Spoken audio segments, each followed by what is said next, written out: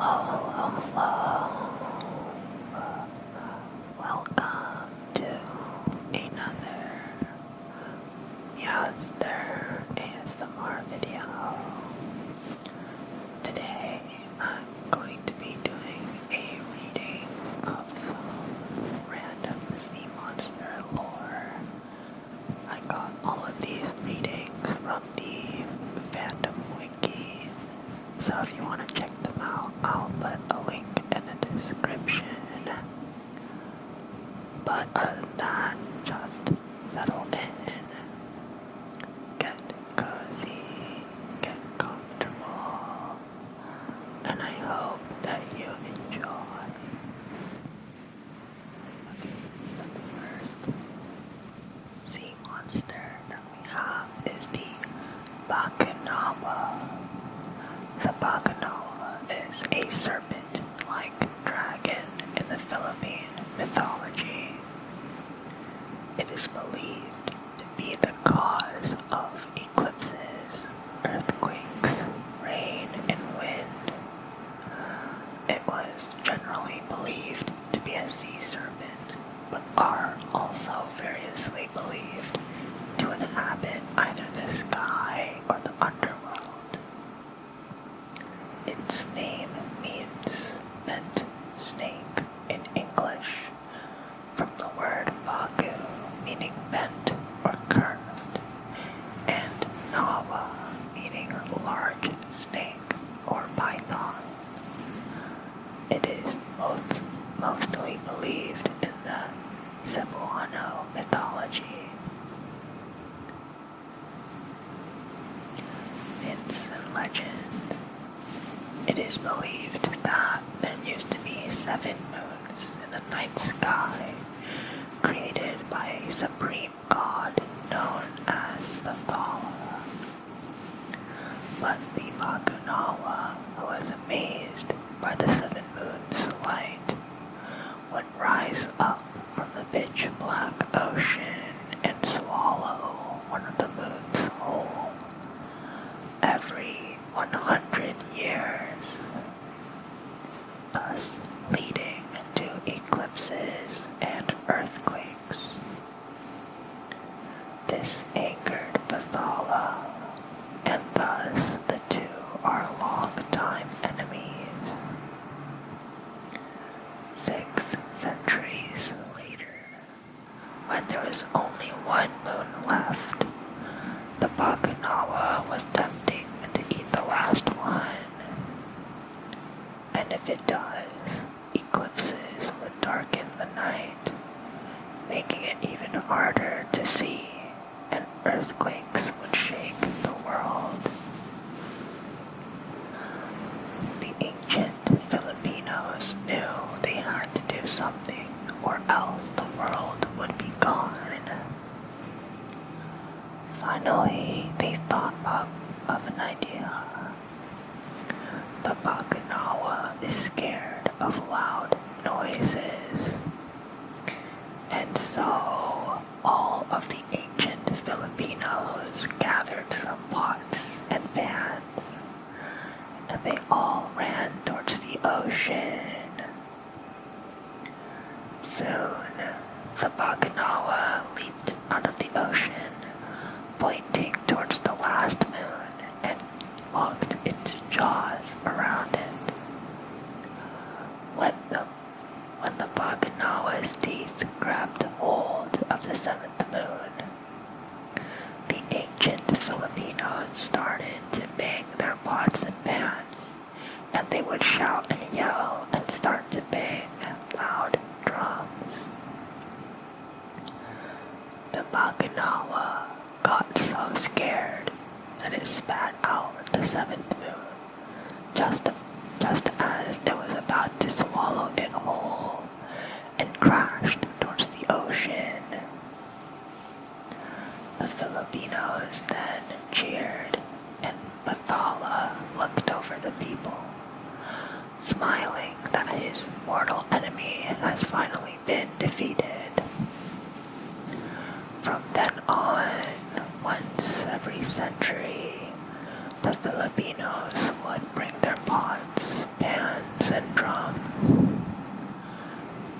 shout and yell to scare the Bakunawa and protected the seventh moon as Bathala looked over, happy for the people. The Bakunawa is said to be a water-dwelling serpent-like dragon that lived in a pitch-black ocean. Not only does the Bakunawa want to eat the moons because of the moon's beauty, but also to illuminate the ocean. But their light dims every 100 years. Bakunawa is sometimes described to even have front limbs or wings, or both, but it is always depicted as a sea serpent-like dragon with a mouth the size of a large lake, a bright red tongue, whiskers, gills, and small wires at its side. Its color depends on how its legend is told, but it is mostly white, dark blue, or red. Okay, that was a cool one. Alright, next one we have the, oh god, I cannot pronounce this one, the Boitata. I am so sorry if I butchered that. Yeah. Okay. The Boitata is a fantastic creature belonging to the Guarani mythology.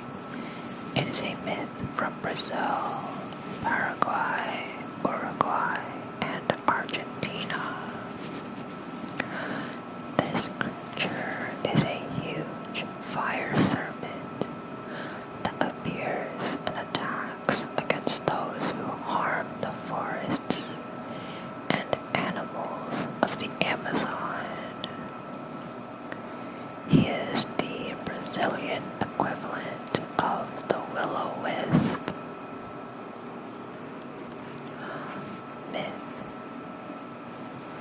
Since colonial times, different legends have been recorded about this creature, some explaining its origin or others narrating its appearances. The most interesting and well-known is that of Rio Grande do Sul in Brazil, which narrates the origin of the Boitata in this way. It is said that at one time the jungle was accompanied by darkness and floods that never ended. Then the animals went to stay in the highlands.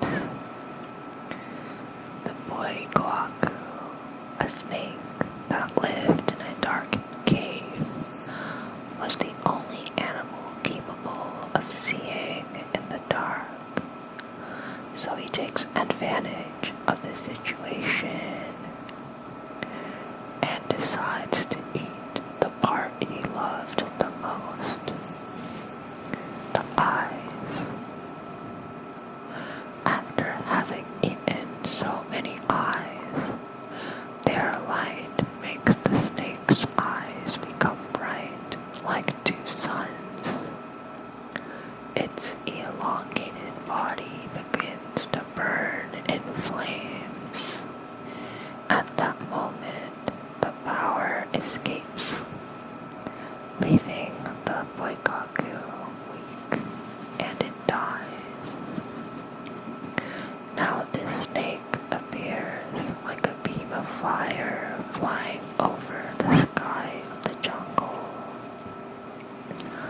It is said that whoever meets the Boitata could go blind, die, or even go crazy. In order for this not to happen to those who come across the Boitata,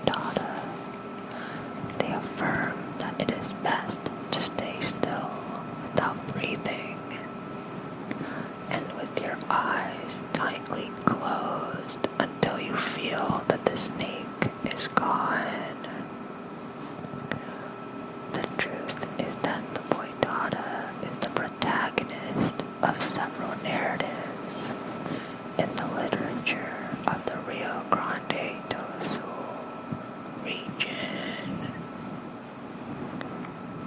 Okay, let's see. Modern depictions. So in literature, the Boitata is featured on the children's book Turma da Monica Lendis Brasileiras. I'm so sorry. Okay, so a children's book. It appears in some comic books and some video games as well. There's also some very cool artwork that they have of the Boitata. Yeah, very cool, very cool. Okay, cool. I like that one. Okay, let's see. The next one I have is the Yamata no Orochi. Okay. The Yamata no Orochi, or just Orochi, is a famous 8-headed and 8-tailed serpent in Japanese mythology that is known to enjoy alcohol and human flesh. Okay, appearance. The Yamata no Orochi is a gigantic serpent with 8 heads and 8 tails. It has bright red eyes and a red belly. The beast is so large that its body covers the distance of 8 valleys and 8 hills. Fir and cypress trees grow on its back, and its body is covered in moss. Origin. Yamata no Orochi appears in the earliest written Japanese documents, the Kojiki and the Nihongi. The legend goes back even farther into prehistory. Battle with the Susanoo. Ages ago, the storm god Susanoo was thrown out of heaven and descended to earth at Mount Torikama near the Hii River in Uzumo province. There he came upon an elderly couple of gods named Ashinazuchi and Tenazuchi, who were weeping. When Susanoo asked why they were crying, they explained that they once had 8 daughters, but every year the 8-headed, 8-tailed serpent Yamata no Orochi demanded one as a sacrifice. They were now down to their 8th and final daughter, Kushinada Hime. Soon it would be time for Yamata no Orochi to demand a sacrifice. Susanoo explained that he was the elder brother of the sun goddess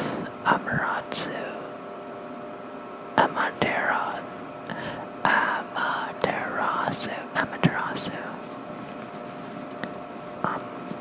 Anyway, and offered to slay the beast in return for Kushinada Hime's hand in marriage. The elderly couple agreed, and Susanoo set in motion his plan to defeat the serpent. First, Susanoo transformed Kushinada Hime into a comb, which he placed in his hair. Then he had Ashinazuchi and Tenazuchi build a large fence with 8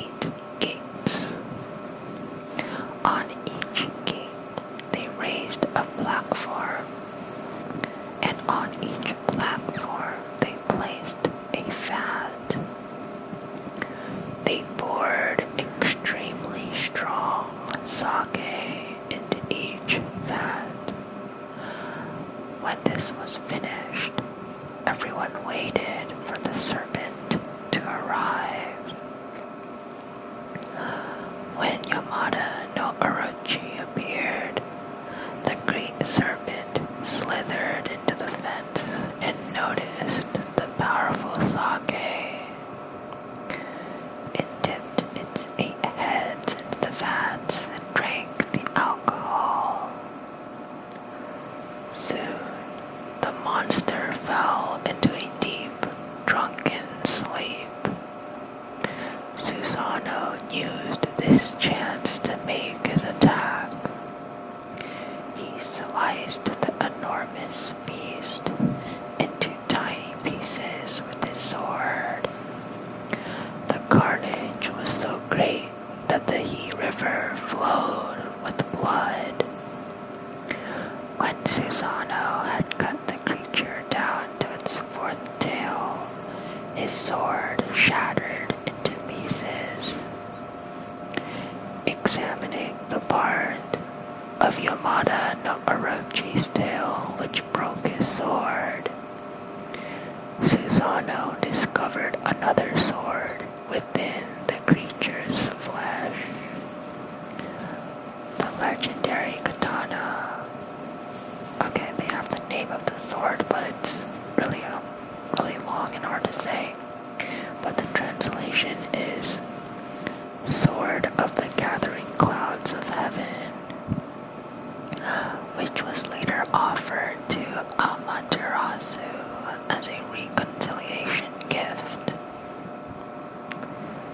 In popular cultures, so Yamata no Orochi appears in some television and movies.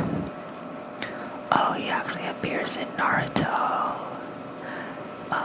Okay.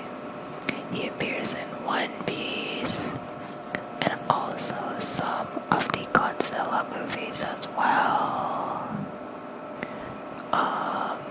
He also appears in some video games like For Honor. Or no, it's just the name, Orochi.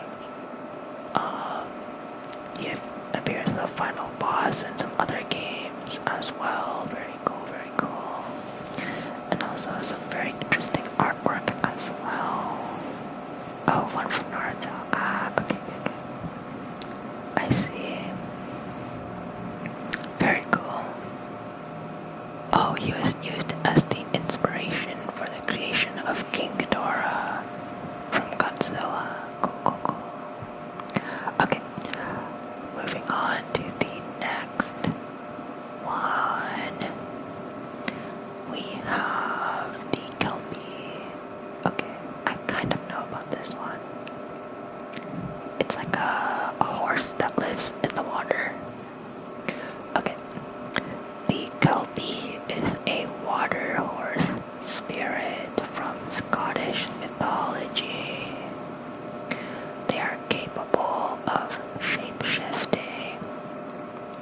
They inhabit the lochs and pools of Scotland. It is described to look like a horse, but can also take a human form. Said to delight in drowning its victims. In certain stories, it loves the human liver. Okay, myths and legends. The mythological Kelpie is usually described as a powerful and beautiful black horse, inhabiting the deep pools of rivers and streams of Scotland, preying on any humans it encounters.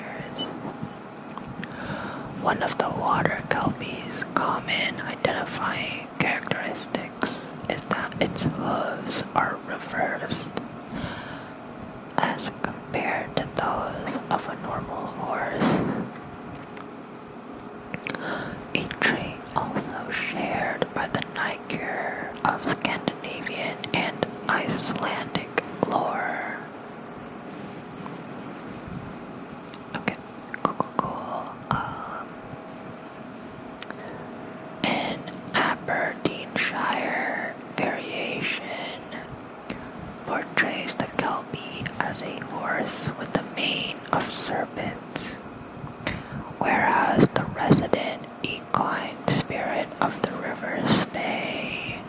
was white and could entice victims onto its back by singing. Behavior.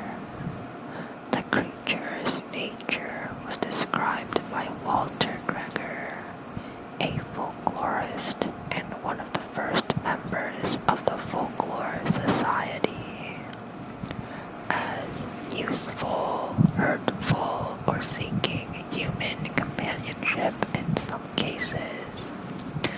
Kelpies take their victims into the water, devour them, and throw the entrails to the water edge. In its equine form, the Kelpie is able to extend the length of its back to carry many riders together into the depths. A common theme in the tales is of several children clambering onto the creature's back, while one remains on the shore, usually a little boy. He then pets the horse, but his hand sticks to its neck. In some variations, the lad cuts off his fingers or hand to free himself. He survives, but the other children are carried off and drowned, with only some of their entrails being found later. Such a creature said to inhabit Glen Kelpie in Perthshire is considered to be a Kelpie by 20th century folklorist Catherine Mary Briggs. But a similar tale also set in Perthshire has an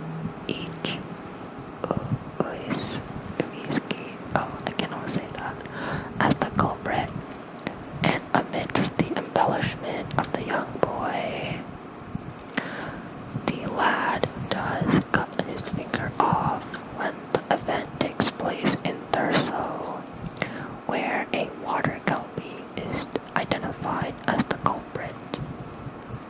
The same tale set at Sunart in the Highlands gives a specific figure of 9 children lost, of whom only the innards of one are recovered.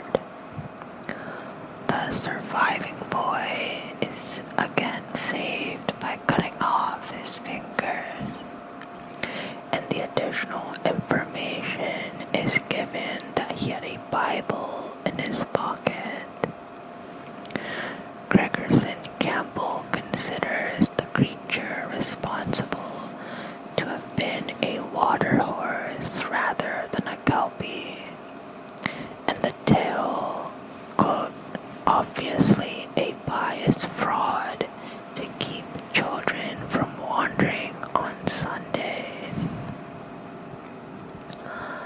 Kelpie myths usually describe a solitary creature, but a fairy story recorded by John F. Campbell in Popular Tales of the West Highlands, 1860, has a different perspective. Entitled Of the Nuckelavee, okay, I cannot say that, which is given the translation of the Bridge of the Fairies or Kelpies. It features a group of Vagas, evil water spirits. The spirits had set about constructing a bridge over the Dornoch Firth after becoming tired of traveling across the water in cockle shells. It was a magnificent piece of work, resplendent with gold piers and boats, but sank into the water to become a treacherous area of quicksand after a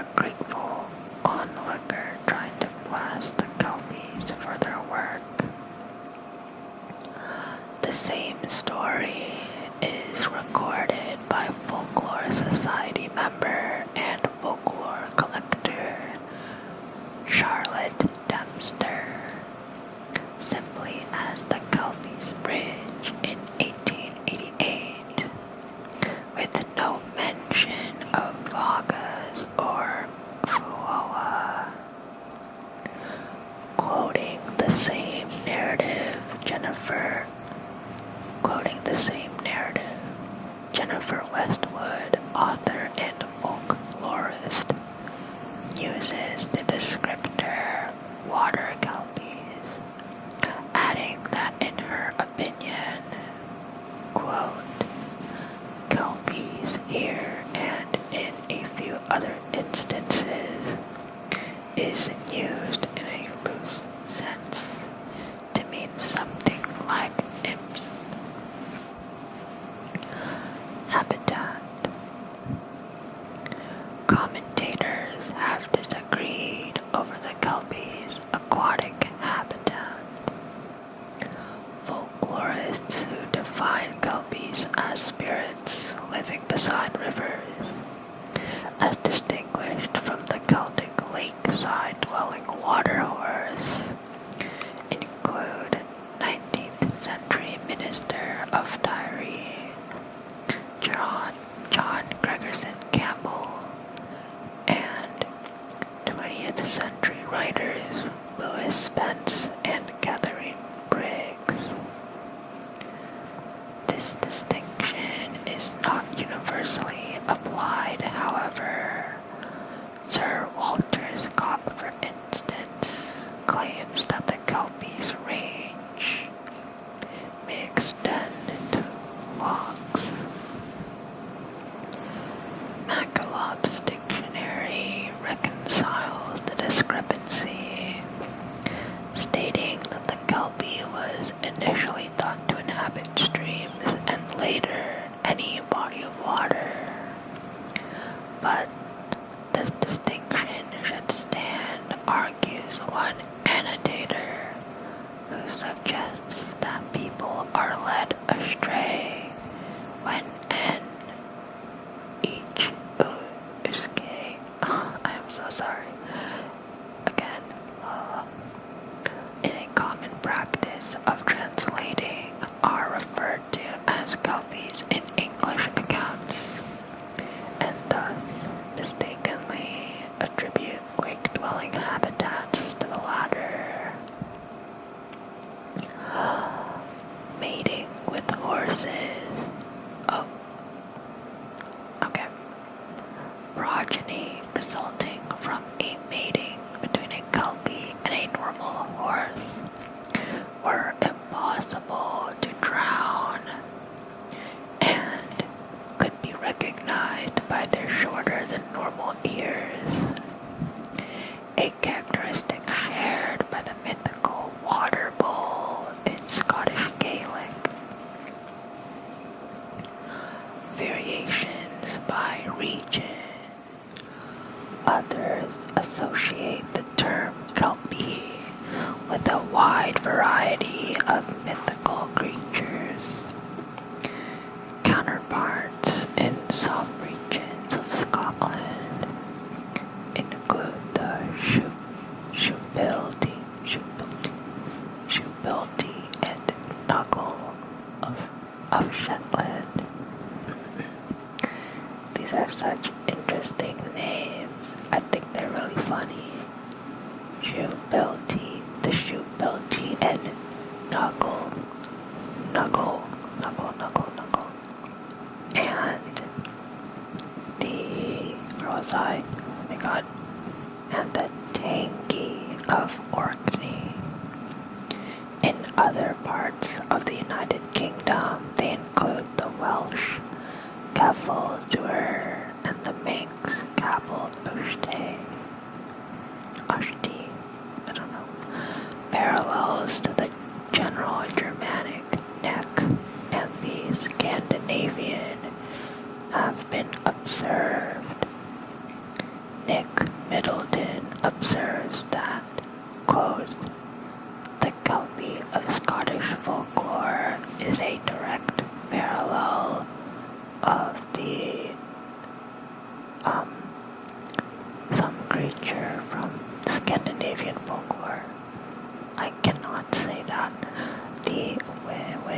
of Central America and the Australian bunyip are seen as similar creatures in other parts of the world.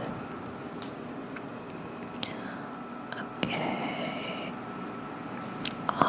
Alright, I think I'm gonna do one more and then that'll be it. Yeah. Okay. Okay. This one looks interesting. The Kun, in Chinese, also known as the Gon in Korean, is a giant fish or whale in Chinese and East Asian mythology. In the Zhuangzi, Kun is described as a mythological creature in the Northern Sea whose size is immeasurably enormous. Kun transforms into the giant bird, Yang. Oh no, this one is like super short. Okay, hold on. Okay, alright, I'll grab another one. Okay, so big fish from Chinese folklore, very cool. Give me 1 second. Oh god. Okay, 1 second. 1 more second. Okay, this one. Why not? Okay, this one is called the Aklot. The Aklot is an orca spirit from Inuit mythology that takes the form of a gigantic wolf or wolf-orca hybrid when on land. The picture that they have on the wiki page for the Aklot looks very cool. I can't really show it to you, but it looks really cool. Anyway, yeah, just wanted you to know. Okay, myths and legends. It is a vicious, dangerous beast that ventured onto land in order to hunt humans and other animals. Its tracks can be recognized because they are wolf tracks that lead to and from the ocean, indicating that the creature is waiting for prey under the water nearby.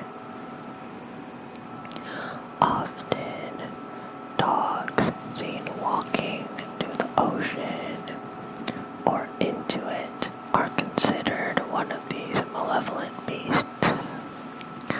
Little is known of this spirit, other than that it can transform between an orca and a wolf.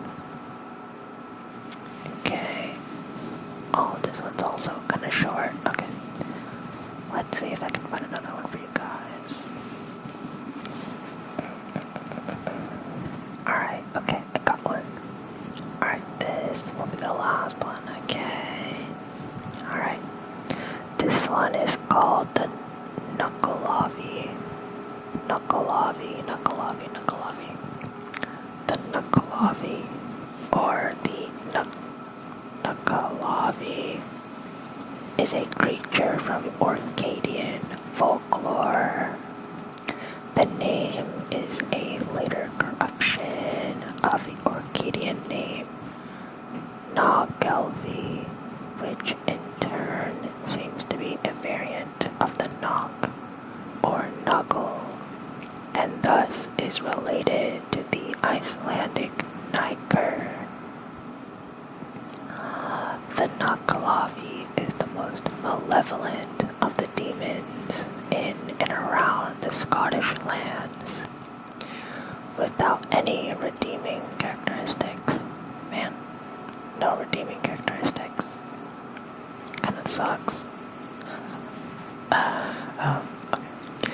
In summer months, it was restrained in the depths of the ocean, by the deity known as the Mither of the Sea, a unique and solitary creature possessing extensive evil powers.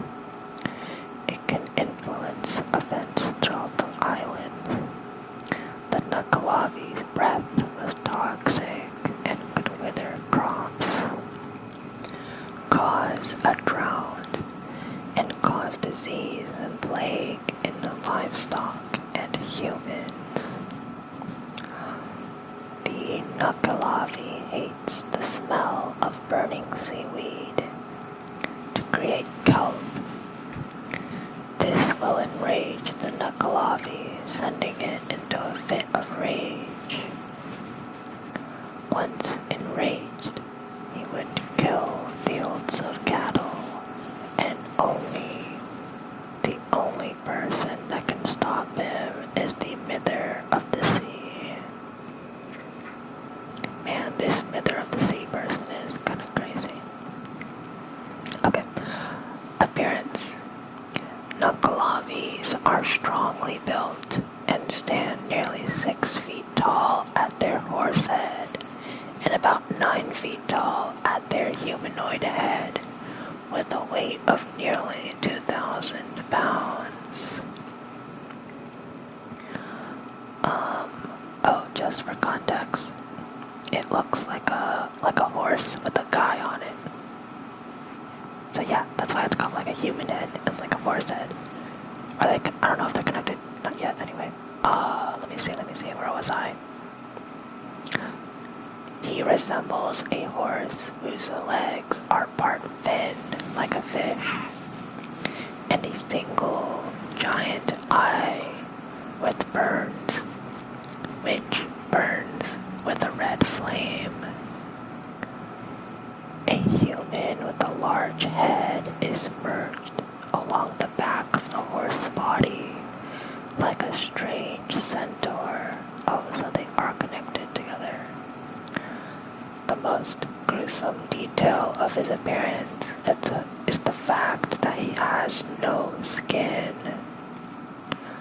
Black blood courses through yellow veins, and the pale sinews and powerful muscles are visible as a pulsating mass. Some reports claim that he is simply a very large head on 2 arms, with all of the other characteristics mentioned above. Countermeasures. Oh, it's like, how do we defeat this guy? Okay, alright, how do we do it? The Nuckelavee has an aversion to fresh water, and those who are chased by him have only to cross a stream to be rid of him. It will also not come ashore when it is raining. Okay, very cool. Just throw some water at him and he'll be gone. Alright, okay, cool. Alright, that was the last one for this one. I think that'll be it. I hope you guys enjoyed it. I hope you were able to relax. If you wanted to sleep, I hope you were able to sleep. And yeah, I hope you have a great rest of your day, your night, your afternoon, or your morning. That was not the right order, but whatever. And yeah, other than that,